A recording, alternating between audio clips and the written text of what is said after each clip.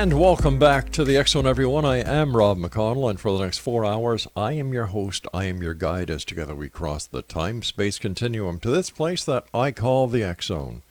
It's a place where people dare to believe and dare to be heard. It's a place where fact is fiction and fiction is reality. And the X Zone comes to you Monday through Friday from 10 p.m. Eastern until 2 a.m. Eastern, right here on the X Zone Broadcast Network, Talkstar Radio Network, Mutual Broadcast Network, iHeartRadio, Zeno FM, and of course our good friends at Simul Radio and Simul TV. If you'd like to send me an email, xzone@xzoneradiotv.com, on all social media sites, Xzone Radio TV. And to find out about the programming we have available for you 24/7, 365, including 2 new shows that are coming on, Mac Maloney's Haunted Universe, and then we also have Freeman Fly, the Psychedelic Witch. 2 new programming starting within the next 2 weeks right here on the X Zone Broadcast Network, and our website is xzbn.net. And for the X Zone TV channel on Simul TV, or Channel 21 at simultv.com. My guest this hour, X Zone Nation, is Andrew Lake. He is the founder of Greenville Paranormal and is the author of Ghosthunting Southern New England. He's a regular cast member of the 30-odd Minutes, a voice artist, and has been featured in documentaries and television shows about New England ghost stories. And welcome to the show, Andrew. Hey, thanks for having me on. What was it that got you interested in becoming a paranormal investigator or ghost hunter? Well, I think it's the same for everybody. It's a personal experience. And since the age of 11, I've had a number of experiences. And I've also met an awful lot of people who have shared their experiences with me. So becoming a believer was pretty natural for me. And plus, I live in probably one of the strangest locations on the planet Earth, and that's New England. New England is a very strange place, and it's full of hauntings and other things. Why do you think New England is so haunted? That's a question I get asked all the time, and it could be many things. It could be the fact that our history is long and bloody. There's an awful lot of violence in New England. A lot of people don't know of the King Philip's War, which was an absolute horrendous war that took place in the 17th century. Per capita, it was more bloody than our own Civil War. You have a lot of people that settled from Europe, a lot of Puritans that had that fire and brimstone kind of view of the afterworld, and it's been theorized that maybe the deaths of a lot of Puritans who weren't too pure when they were alive, maybe they're holding on to this side of the veil and don't want to go somewhere where they might be judged. So maybe that's why we've got a lot of Puritan ghosts. But it could also be something to do with the geography. You don't know. And of course, I like to think that, outside the box, I like to think that, things, all strange things are connected in some way. And, we have a lot of UFO sightings here in New England. And I've sometimes toyed with the theory that, maybe those craft and their propulsion units rip holes in space and time, and we're seeing things that, normally you wouldn't see. Don't know. We have weird weather in New England, too. Maybe the weather has something to do with it. I don't know, but it's one of those questions that I'm constantly mulling over and wondering about myself. In your opinion, where is the most haunted or paranormal location in New England? I would have to say what's become known as the Bridgewater Triangle. That was coined in the late 70s, early 80s by Lauren Coleman. Lauren Coleman is probably one of the researchers into mostly cryptozoology, but he looks into all kinds of weird things. And he lived in the area. He lived in Massachusetts, and while doing his own research into everything from cryptid creatures to ghosts, UFOs, and what have you, he started to realize that there was a central point where these cases seemed to focus, and that was in and around the Huckamuck Swamp. And when he looked at his map of all his cases, he found that from up north, the town of Abington, Mass., and if he came down and connected to Rehoboth, and then went over to about Freetown near the city of Fall River, he basically came up with a triangle, and at the center of it there seemed to be a concentration. But even as Lauren has said to myself and my other colleagues, he said, look, I started this, and I came up with the triangle because it was like the Bermuda Triangle. It kind of rolled off the tongue and caught people's attention. But he said, I'm willing to accept that it goes out into Cape Cod, because Cape Cod is very, very haunted. And my whole state of Rhode Island and eastern Connecticut, it's unbelievable the number of ghost stories that I keep coming across, as well as strange creature stories and strange lights and possible UFO stories. Tell us about your organization, Greenville Paranormal. It's kind of a sham. I get a kick out of when people ask me about it. I am Greenville Paranormal. I'm basically the only member of it. So all three of you, right? Yeah.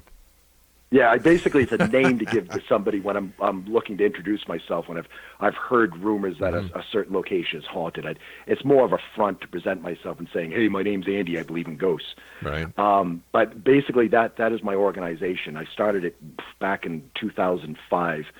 When I started a website for it so I could attract a little more attention to myself. But I investigate with other people I know throughout Southern New England. I like to bring other people in who've got different disciplines and different approaches. And I've met some people that just have the knack for getting EVPs and other people that you bring them into the environment, and sure enough, something will happen. There's just something about their makeup or something. But I try to keep things flexible. Does anything happen when you go out on your own to do an investigation? Oh yeah. I've had moments where, thank God, I had a camera or an audio recorder going and was able to catch something of what I experienced. But yeah, I've had a moment in an attic in a house in Acushnet, Massachusetts, where I got 4 Class A EVPs in one night in response to me. I've been out on a road in Foster, Rhode Island, looking for a ghost that's referred to as the Grange Hall ghost, and had probably one of the worst anxiety attacks I've ever had while ghost hunting. And as soon as I composed myself and got a hold of myself and continued the investigation, I found later the next day, at that point in my video, I caught a bizarre glowing blue swirl of, I guess you could call it ectoplasm, coming up out of the ground and going off into a cemetery. And I didn't see it with my own eyes at the time, but it may explain the anxiety attack I had. So to answer your question, yeah, there have been a number of times where I've been completely on my own, and I've had some remarkable experiences. But it's so much better when you have other people there that you can later dissect what happened and maybe debunk it or confirm that, no, we all experienced that very weird thing. Why do you think some locations get reputations as being haunted and others don't? Well, I sometimes wonder if some of these places that have become kind of like vacation spots because of the reality TV shows, you get these places that, once some of the TV shows have sent their cast members there to investigate, it gets this reputation of being haunted. But even before then, these places become like the local story. It's the abandoned house or piece of property that everybody's convinced has to be haunted. And I sometimes wonder if the attention, whether it's from the locals or then the television attention, I'm wondering if we're sometimes dealing with tulpas, the whole idea of a spirit created simply out of people projecting the idea that a location is haunted. You hear about these places where someone will say, "Oh no, that place is haunted. I've heard this rumor. I've heard that rumor," and then someone from out of town will come and not know anything about that location, and then say, "Wow, it was really weird. I went by that old building up by the intersection, and there was this weird woman standing in the window." Well, he didn't know about the stories, but maybe he saw a ghost that could have possibly been created by sheer will of everybody in the area keep saying that place is haunted. But then again, if it isn't, a theory like that, if it is a spirit, a true spirit, as we like to think ghosts are, perhaps it's the sheer history of that location. Maybe there's something to covet at that location from another time, maybe forgotten treasure, maybe an unjust crime that needs to be solved, and the right person needs to have the blame put on. But there's some locations that you don't think it should be haunted, but yet you keep hearing stories about it. So again, I wish I had a clear-cut answer for you, but I think it could be a number of things. All right, stand by, Andrew. You and I have to take our first commercial break, and okay, we shall be back in a couple of seconds. Exonation, our guest this hour is Andrew Lake, and his website is www.greenvillepark.com. greenvilleparanormal.com, and he's the author of Ghosthunting Southern New England. And we'll both be back on the other side of this break as we continue here in our broadcast center and studios in Hamilton, Ontario, Canada. I'm Rob McConnell. Don't go away.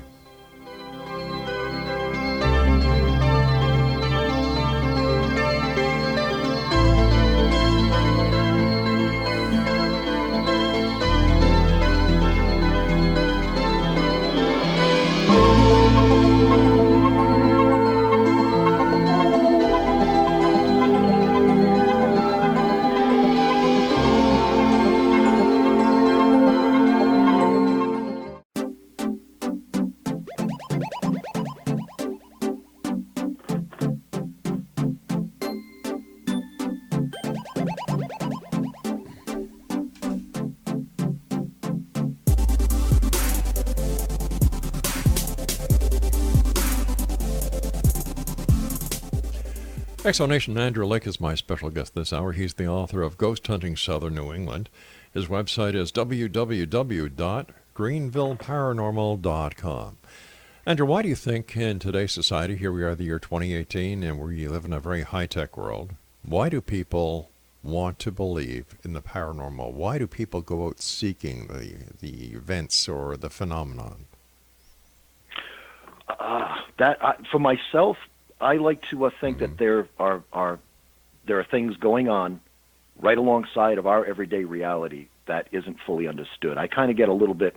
My cackles kind of go up when I hear people speak of the world around us like they know it. They've got it under their thumb. Science can explain this, and religion can explain that. But then something will occur that's outside any of their realms of understanding and explanation. So for me, it's the thrill of knowing that there are realities and things going on around us that the everyday world doesn't acknowledge. For other people, I don't know. Sometimes I think there are a lot of people who are sort of agnostic in their spiritual beliefs. So maybe, connecting with the afterworld, that's, as far as they'll take religious or spiritual beliefs, but yet they're still incorporating it somewhat into their life.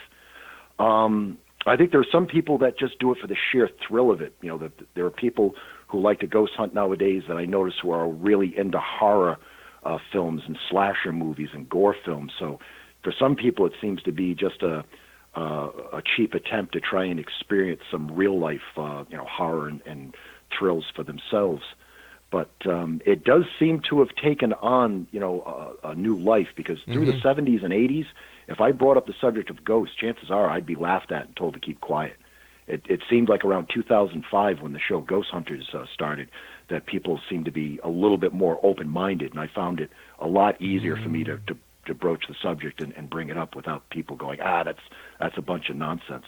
Well, I remember going back to 1995 or 1994 when our show first started, the syndication. And ghost hunting was a really big topic there. It seems that after the X-Files came out, as well as the popularity of the internet and everybody having access to the internet at home, man, it just blossomed. Yeah, and also Art Bell, I think, had a lot to do with it. Hey, too. Listen, he was the greatest of greats. Yeah. Oh, he saved my life. I had a delivery courier job from hell. It was third shift. I drove 486 miles a night, and the radio was absolutely terrible. And one night, 2 weeks into the job, I'm flipping through the dial, and I hear someone say Bigfoot. I was like, whoa, what's that? And I tuned back, and that's how I discovered Art Bell. And for those 15 months I did that job, man, he saved my life. And yes, I did notice that, well, hey, there's other people out there talking about this, and I don't feel so alone. I think Art Bell was probably the first person to give me a room, so to speak, a venue to visit, so to speak, where I didn't feel like I was out of place. Gotcha. What was your first paranormal experience? At the age of 11, staying in a very old house owned by a family that we're friends with.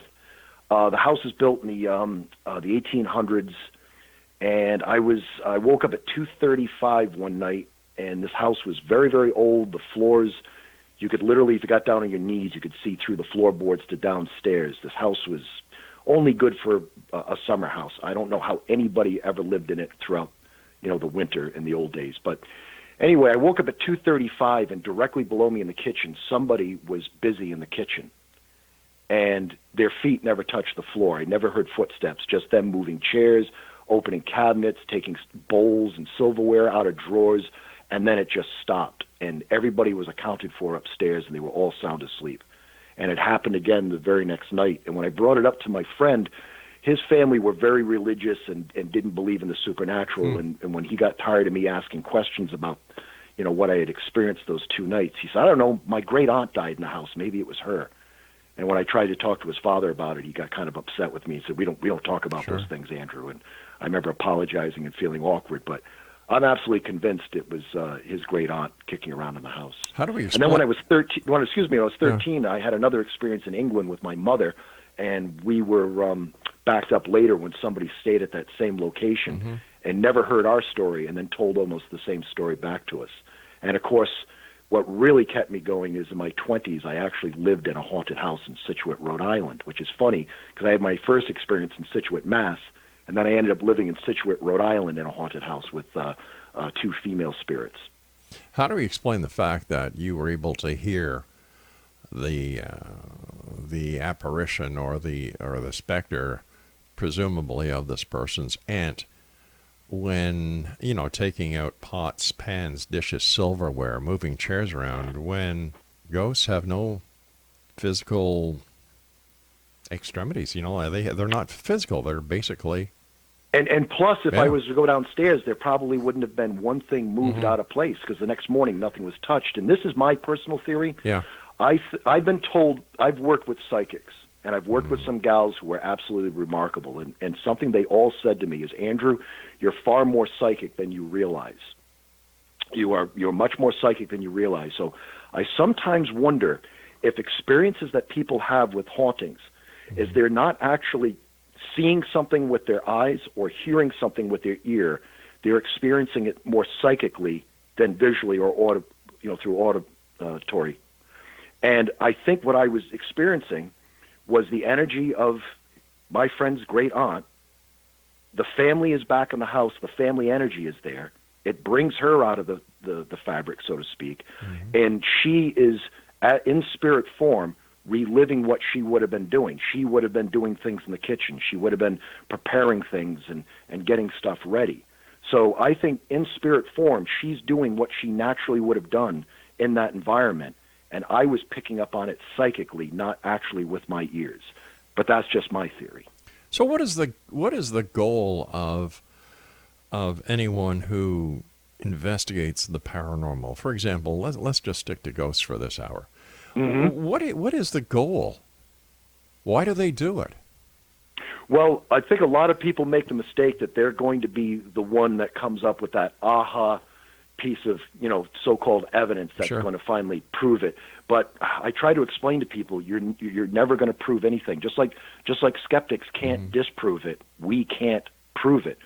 So I think a lot of people get down that rabbit hole that they're going to get that camera or that audio recorder or whatever that's going to get that piece of evidence that's going to make even skeptics go, well, I guess I was wrong. Yeah. Well, that's never going to happen. So for me, it's just for the personal interest of it. And if I can capture an EVP or an anomaly, I'll share it with other people. And like we're doing right now, just sitting here chatting about it, I do like to give public, talks and be able to tell my stories and other people's stories and show photographs and video clips. But I tell all my audience members that none of this is proof of anything. It's just fascinating. And it's also history. That's the other thing about ghosts. Ghosts are history, and I'm a bit of a history buff. And I find it really fascinating that when you can back up a ghost story with actual, historic, documentation. Yeah. So that's it for me, too. That's another thing, because I'm a bit of a history buff. If skeptics can't prove that a ghost doesn't exist and believers can't prove a ghost does exist, it makes no sense to do it. Yeah, it is. But then again, I think climbing up mountains just because they're there is kind of stupid. I agree. But there are people that are going to do that. Sure. And again, when you've had that personal experience and you go home and you're like, son of a gun, I saw that. Right. It really can just charge you to keep looking for it. It can become sort of like an addiction. I mean, I think some of the most satisfying moments I've had is I had skeptics with me when things happened. And it absolutely turn their world upside down. And that'll always recharge my batteries and get me back out there looking to see if I can have that, that experience. But just being in an environment that has history and has these stories is enough for me. I feel sorry for those people that buy hundreds and hundreds of dollars worth of gadgets and then they go out there and nothing happens, so they feel like, they got cheated some way. Speaking about gadgets, so how do you explain an EVP? For example, I understand what an EVP is, but the technology behind it. I've been in media for I think since 1981, and I'm pretty savvy with audio and broadcasting. I've got an engineering degree in broadcast media. EVPs defy every rule of logic and science and engineering. If you cannot hear something, it cannot be recorded. And yet, people play back what an audio session either on a digital recorder or analog recorder, and they claim to get these EVPs. Yeah, it's been happening since the invention of electronic tape, too. The first ones were discovered in Europe right after World War II, and as crazy as it sounds, they claim that the EVP was actually Adolf Hitler apologizing. So, I mean, this phenomenon has been known of for some time. And there's even supposedly a wax recording of a shaman that was being interviewed at a reservation, and there was another voice on the wax cylinder that was not the shaman talking. So this has been around for a while. And again, it's something that I'd want to say, go back to my theory that it's something to do with psychic energy and psychic imprints.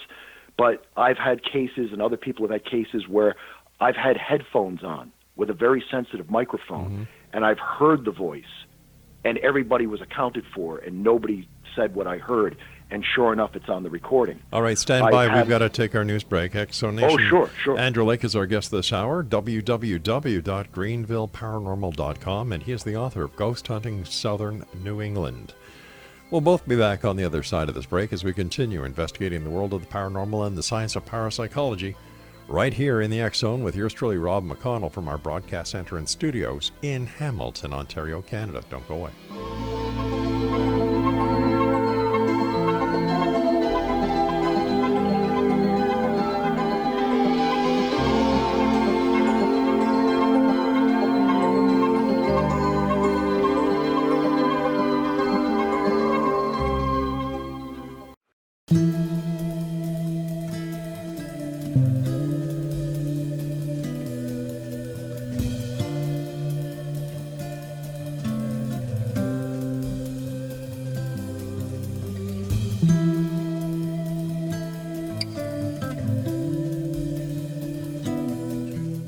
And welcome back, everyone. Before we get back to our guest this hour, Andrew Lake, over the years, people have come on the show and said, with the information that we have pertaining to whatever the paranormal phenomena is, if we were to take the evidence that we have into a court of law, we would win the case. Interesting proposition, I have thought to myself. So what we did was we've created a TV show called Paranormal Court TV that will give you the opportunity of presenting your case, your findings, your evidence in a real court. That's right, with a real judge, a real prosecutor, and if you don't have a lawyer to represent you, or you want to represent yourself and present your own case, that's great. We'll have forensic scientists, trained police criminal investigators, as well as polygraph examiners and PSE examiners, photographic examiners, and audio examiners. Now, if you would like to present your case on Paranormal TV, that will be broadcast around the world live on Simul TV, go to www.paranormaltv.com. And at the very top of the page is a case submission form. Click on that, fill out the form, send it to us, and one of our producers will contact you about getting you on the show. Now, here's where it gets very interesting. You have to submit to a polygraph test. You have to submit to a psychological stress evaluation test prior to going on the show. here's something else. The jury is the world. It will be broadcast in real time on Simul TV, on the X Zone TV channel, and based on the evidence, the world will render the verdict of either fact or fiction. Once again, www.paranormalcourttv.com. Welcome back, Andrew. Nice having you with us. Yeah. Can you tell us about the USS Salem? Oh, the Salem, yeah. I'm not sure what the present state of that ship is. I know they were having problems with the dock, so I don't know if it's still open to the public. But I've been on the Salem, and the Salem is an interesting ship. It never saw combat during the Cold War. Its sister ship, the Newport News, did go to Vietnam and had an absolute horrible disaster on board. But it was over near Greece, and while on its tour of duty, there was a horrible earthquake on one of the Greek islands, and it was absolutely terrible. And the Salem was the first one to get there, and took on a lot of injured and sick and dying folks, including a lot of animals, from what I understand, and that's relevant to the haunting. But they had a lot of births, and they had a lot of deaths in that time, and all the deaths attributed on the boat are Greek civilian deaths. There was a guy killed on it while it was in dry dock. I think he fell down one of the elevator shafts. And there was a docent, once it was in Quincy, Mass, as a museum, a docent passed away of a heart attack.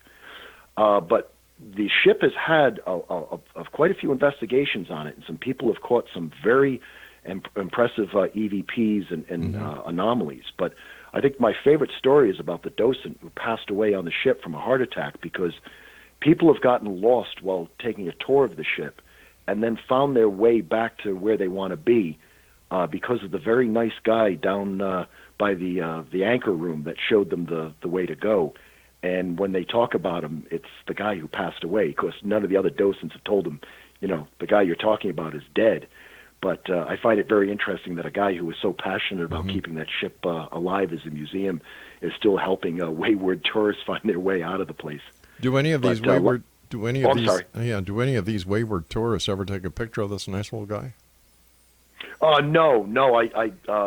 There was. I mean, if you think about it, there's no reason to take a picture of a guy telling you, no, you want to go back that way. You're heading the wrong way. But no, nobody's taken a photograph of him. There's been some EVPs recorded of like people in pain and agony. Some people have claimed they've caught what sounds like Greek. I've never heard whether it's been determined whether it was Greek. But there were, like I said, there were animals brought on board, and one of the docents told me that they were shutting the ship down for the night. It was just he and a woman, one of the directors of the museum. They were the only ones on the ship, and they clearly heard a dog barking decks below them. And there was no dog on board. They even checked to make sure of it, to make sure somehow a stray didn't get on board. And never found him. But there was told that people brought their pets and animals on board after the earthquake. So maybe it's an injured dog that perished on the ship. But a fascinating museum if anybody's interested in military history. But what do we know about the ship itself? Where was it built? When was it commissioned? When was it? It was built. It was built in the dockyards right there in Quincy, where it is now. That's actually where it was built. Its sister ship, the Newport News. One of the other reasons why it might be haunted is because the Newport News had a gun turret explode while firing rounds into North Vietnam. And it was supposedly a horrible disaster. Guys not only were killed in the gun turret, but they were killed decks below. There were guys who were burned to death by steam pipes that burst from the explosion. But stuff from the Newport News were placed on the Salem in a museum dedicated to the Newport News. So there are items on that ship that came from its sister ship that had this horrible disaster on board. So some people feel that some of the military ghosts that psychics claim to have communicated with are guys that are attached to the stuff from the Newport News. But like I said, the Salem went out into the Mediterranean to face off against the Soviet Union. It was supposed to be a very impressive ship for its day. It was supposed to be made for World War II, but it wasn't finished till after the end of the war. But it had an aiming system on its guns that scared the heck out of the Russians. So when it went around the Mediterranean, it was a big dog in the neighborhood to be reckoned with. But again, never saw combat, never had to go toe to toe with anybody. You've mentioned psychics a number of times over the past time that we've been speaking. Why do you put so much credence in psychics? I don't put so much credence into anything, really. Okay. I don't mean to sound sarcastic or anything, but I have met women throughout my life, even from my childhood.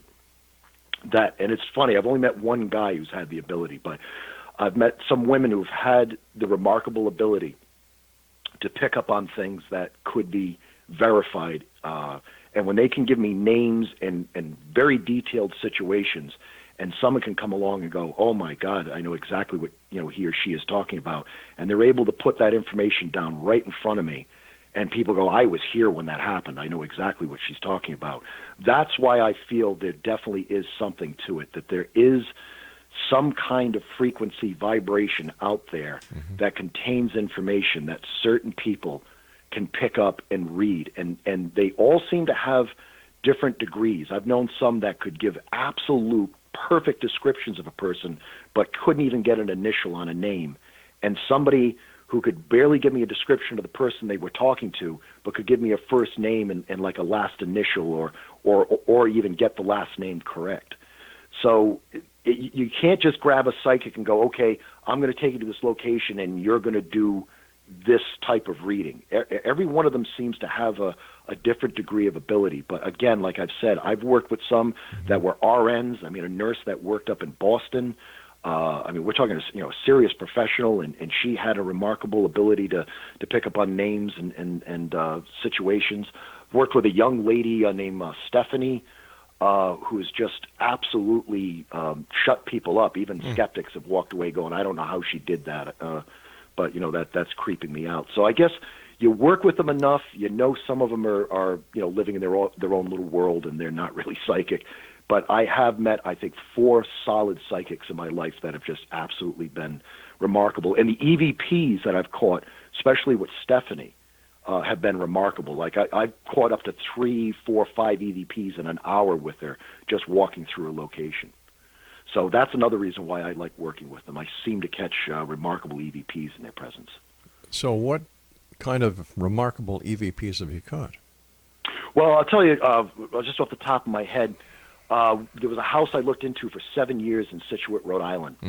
And I had brought a gal named Alicia who is very good at catching EVP. For what reason, I don't know if it's the recorder she uses or whatever, but she's a down-to-earth, good gal. She's not a game player. She's not an attention seeker, so I can trust her. Well, we had this other gal with us, Nicole, who was quite gifted. And we were sitting in the room, and we were using a dowsing crystal to see if we could get any yes or no answers. And I looked over at the homeowner and these 2 gals, and I said, doesn't the atmosphere in the room feel like it changed? Doesn't it feel like that jerk is in the room with us? Or the guy's in the room with us. That's how I put it. And the psychic goes, yeah, he's a jerk. And the homeowner goes, first class jerk. And right as she says that, this male voice goes, you slut. Just like that is, they're insulting this entity. This voice is clear as a bell, as if the guy was sitting in the room with us, says that. All right, stand by. We've got to take our final break. Exonation, okay. Andrew Lake is my guest for this hour. www.greenvilleparanormal.com, and he's the author of Ghosthunting Southern New England. And we'll both be back as we wrap up this hour here in the X Zone from our broadcast center and studios in Hamilton, Ontario, Canada. For the latest edition of the X Chronicles newspaper, go online with our compliments, xchroniclesnewspaper.com.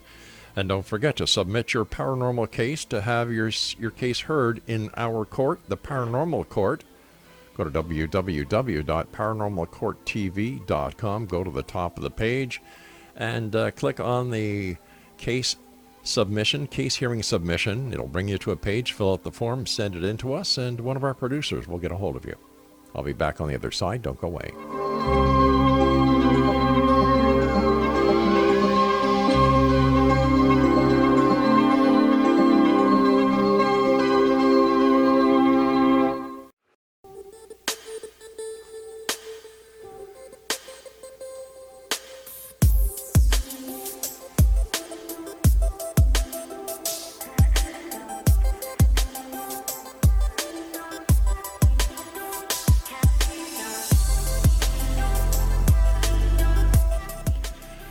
Explanation, our guest this hour is Andrew Lake. He's the author of Ghosthunting Southern New England. His website is greenvilleparanormal.com.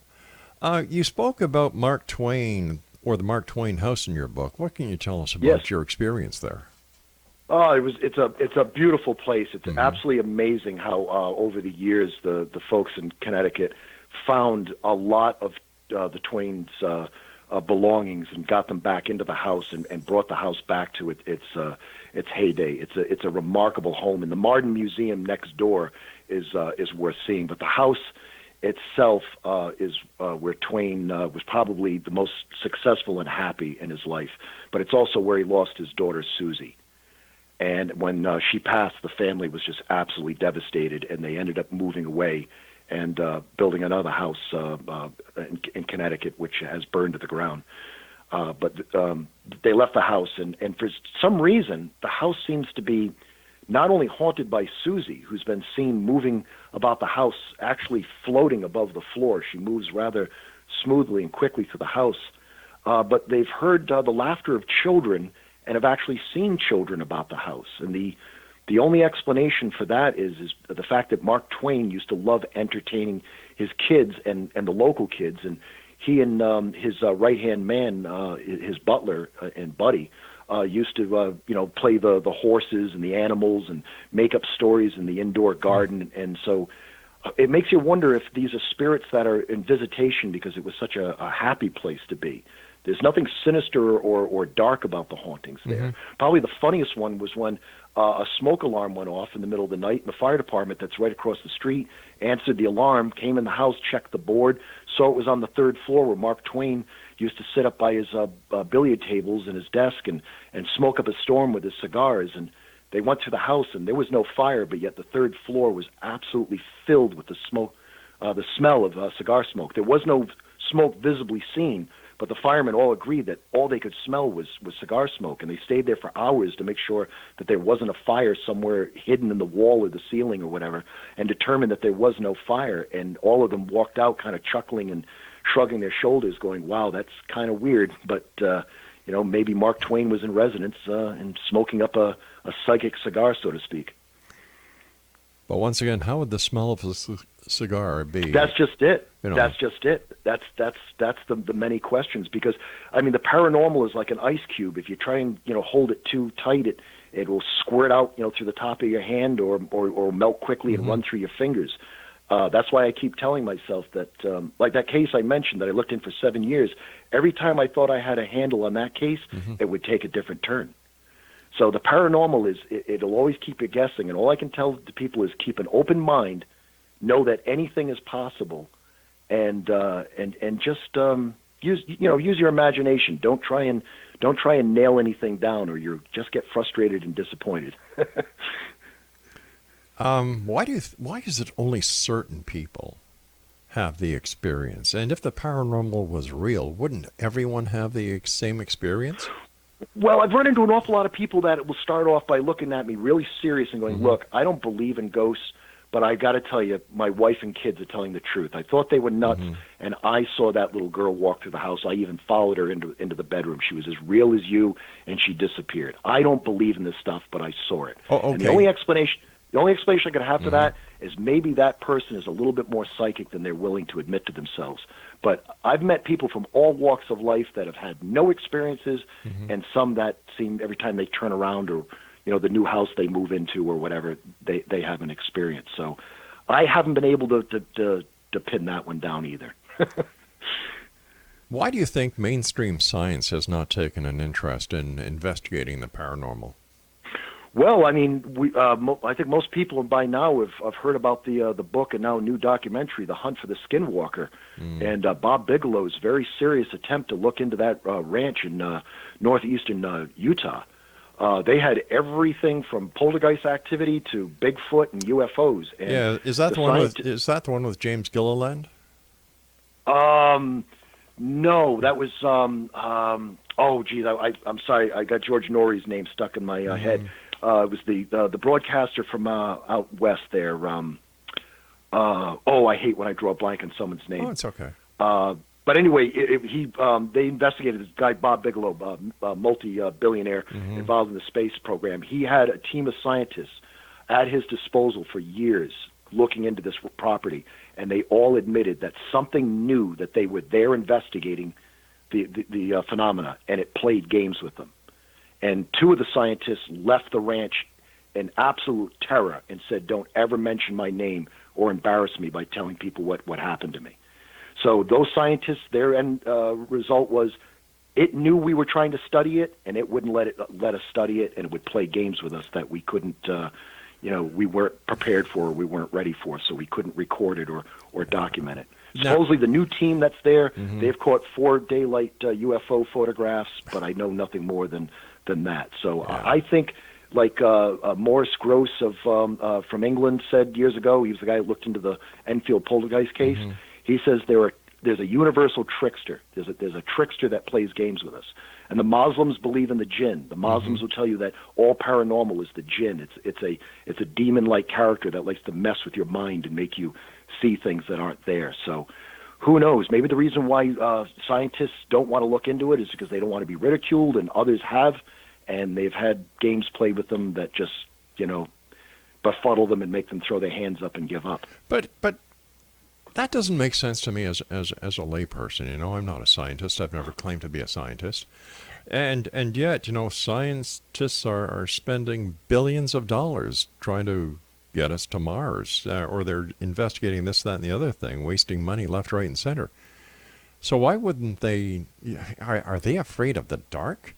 Is that why they don't want to go and investigate? Also, I've had other people make the point that there's a lot more money to a space program than to proving that ghosts are real. Or proving ghosts aren't real, because now ghost and the paranormal is turning into a nice little para-tourism industry.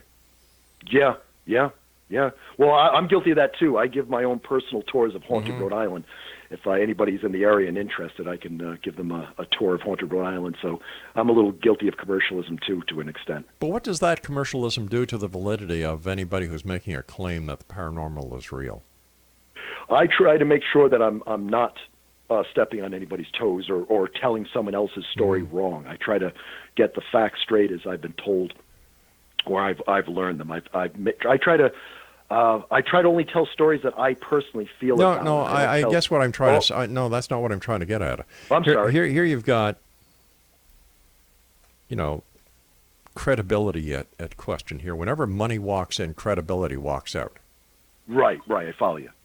So what has the para industry done to the world of the paranormal besides exploit it and exploit the people who believe and exploit people? Yeah, I absolutely agree with you. No, they have made a bit of a mockery of it. Yeah. I get kind of disappointed when people gravitate to me. They see how long I've been doing this and my interest, and they start bringing up these TV shows, and I just have to kind of politely roll my eyes and explain to them. I just don't follow any of those because it's all nonsense. It's all there's no way that every single week your team can get evidence and experiences and so on and so forth. So yeah, I think the industry of the television shows and some of the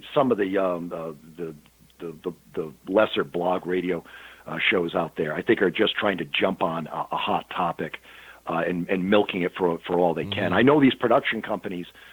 They only want to do the same show over and over and over again. You can't bring them a different approach to do it. They want to do it that reality show with drama and personalities. So, as long as they're going to continue following that format, I don't think the paranormal will be dealt with in a serious, respectful light as far as TV production goes. You see, and that's why we're producing our own, because we have the assets, we have the ability, and we have the networks. So we've decided to do our own. Basically put your money where your mouth is. If you say that you can actually go into a court of law, present the evidence that will prove your case, we'll give you the opportunity. Yeah, I say good luck with that. Yeah. Boy, that would definitely be a good courtroom argument. I can see some people getting a little bit heated with that. So can I listen? Before we go, we've got about a minute and a half. I want to thank you so much for coming on the show. It's been a great pleasure talking to you, and I wish you continued success. I like the way you think. Well, thank you very much. No, I talk to anybody who knows me, and I can rant and rave about the paranormal for hours. Quickly, tell us about the Grafton House. I'm sorry, the which house? Grafton? The Grafton House. Yeah. That's in Connecticut? I have no idea. It's in the questions Grafton, that you submitted. Yeah, you said, The what can you... Grafton House. Yeah, it's right under the question you sent about the Mark Twain house. The Grafton House. I've drawn a blank on it. That, I believe, is the... Oh, boy, do I feel stupid. The Grafton House. I don't think I did the Grafton House. The name is familiar, but I did not... Here's what you sent our producer. I didn't send the producer anything, to be honest with you. That's why you've thrown me. Well, is your email address greenvillagepr@yahoo.com? Hello? Hello? PR@yahoo.com. Yeah. So you said, we've got 10 questions here, or 9 questions, and question number 8 is, what can you tell us about the Grafton House? Oh, well, I'm sorry. I did not see that list of questions. I don't mean to seem stupid, but I did not see that list of questions, and I didn't answer any. But the Grafton House, the name sounds familiar, but off the top of my head, I can't tell you one thing about it. All right, we've got to say so long for now. I want to thank you so much for joining us. And X-Zone Nation, if you'd like to find out more about our guest this hour and the questions that he said he didn't send are right here. That's his picture, and here are the questions. We're not making this up. Isn't it funny when you start asking questions? Oh, I forgot. We'll be back on the other side of this break. Don't go away. I am Rob McConnell. This is the X-Zone. Maybe it was the ghost who sent us the questions. I'll have to ask Stephanie about this. Strange, eh? Welcome to my world. Don't forget, check out Paranormal Court TV, www.paranormalcourttv.com.